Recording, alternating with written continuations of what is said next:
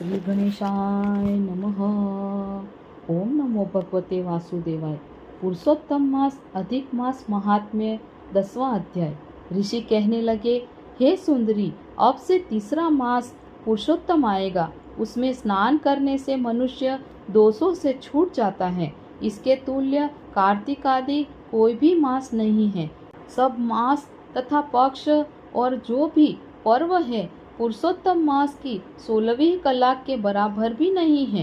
12,000 वर्ष गंगा में स्नान करने से जो फल मिलता है और सिंह के बृहस्पति में गोदावरी गंगा में स्नान करने से जो फल मिलता है, वही फल कहीं भी पुरुषोत्तम मास में एक बार स्नान करने से प्राप्त हो जाता है। यह श्री कृष्ण का प्रिय मास है। इसमें स्नान, दान, जपादि करने से सब मनोवांछित फलों की प्राप्ति होती है। इसीलिए तुम भी पुरुषोत्तम मास की सेवा करो। मुनिराज कन्या को ऐसे वचन कहकर चुप हो गए। श्री कृष्ण कहने लगे, हे अर्जुन, मुनि के वचन सुनकर भावों से प्रेरित होकर वह मूढ़ बाला क्रोधित होकर बोली, हे ब्राह्मण, मुझको आपके वचन ठीक नहीं लगे। माघादि मास किस प्रकार थोड़ा फल देने वाले हैं और कार्तिक आदि मास को कैसे कम कहते हो? क्या सेवा किया हुआ वैशाख मास इच्छित फल नहीं देता? यह तो मल मास सब कर्मों में निंदित है। हे मुने, सूर्य संक्रांति से रहित मल मास को आप कैसे श्रेष्ठ कह सकते हो?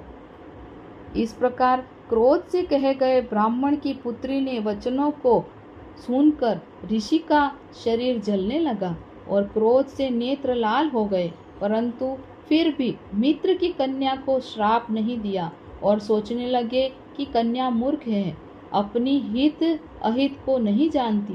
पुरुषोत्तम का महात्म्य जो बड़े बड़े ज्ञानी भी नहीं जानते, तो कम बुद्धि वाले पुरुष और कन्याएं कैसे जान सकती हैं? और यह बिना पिता की कन्या दुख रूपी अग्नि से सुलगती हुई मेरे अत्यंत उग्र शाप को कैसे सहन कर सकेगी? ऐसे उत्पन्न हुए क्रोध को दूर करते हुए और स्वस्थ होकर व्याकुल कन्या से कहने लगे, तू दुखी और नादान है, इसीलिए तेरे पर मेरा कुछ भी कोप नहीं। जैसा तेरे निर्भाग्य में मन में हो वैसा ही कर, और जो कुछ होने वाला है सो सुन।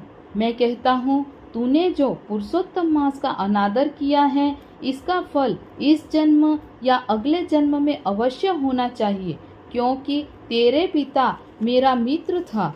इसीलिए तुझको श्राप नहीं देता हूँ कि तू बालक है और अपने शुभ तथा अशुभ को नहीं पहचानती। तेरा कल्याण हो, मैं तो नारायण की सेवा में जाता हूँ। श्री कृष्ण कहने लगे कि ऐसा कहकर वह महाक्रोधी तपस्वी मुनि झटपट चले गए और उसी क्षण वह कन्या पुरुषोत्तम के प्रभाव से कांतिहीन हो गई और अपने मन में विचार करने लगी कि तत्काल फल देने वाले पार्वती पति श्री शंकर जी की आराधना करूंगी। ऐसा निश्चय करके अपने आश्रम में जाकर वह कठिन तप करने की इच्छा करने लगी। सुत जी कहने लगे, वह बाला प्रबल मुनि के वचनों को निंदित कर तथा बहुत फल वाले विष्णु और सावित्री पति ब्रह्मा को छोड़कर अपने वन आश्रम में केवल शंकर भगवान की सेवा करने लगी। ओम नमो भगवते वासुदेवाय।